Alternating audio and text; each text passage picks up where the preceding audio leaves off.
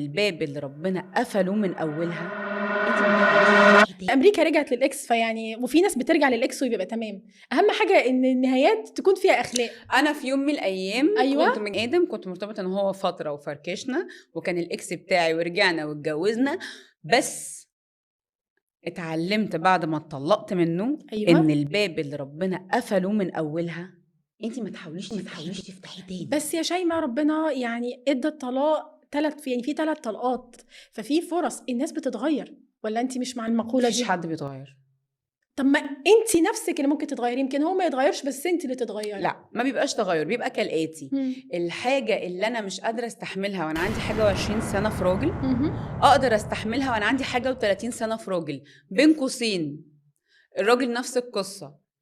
انا ممكن يبقى عندي في نفوخي ان لا مراتي ما تشتغلش يعني ما تشتغلش، وانا اتربيت في بيئه ان ما تشتغلش يعني ما تشتغلش، ده وانا في العشرينات.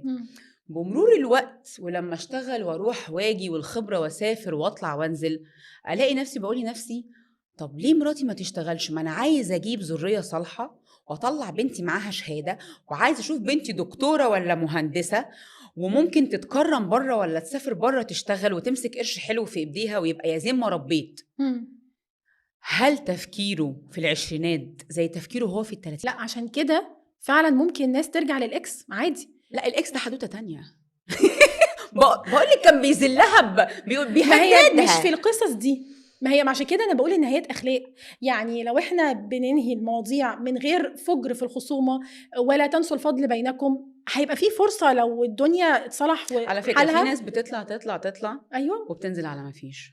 تمام، لين القلب حلو قوي جميل، بس احنا مش هينفع ان احنا نعيش خلاص مع بعض. بس في حاجه في النص اسمها شياطين الانس، تسمع عنهم؟ عارفاهم طبعا. اوه بيبي شياطين الانس بقى اللي في النص الحلوين دول. تمام، قال لك من اعظم ما يتباهى به ابليس انه يروح لحد من اعوانه يقول له طلقت فلان من فلان.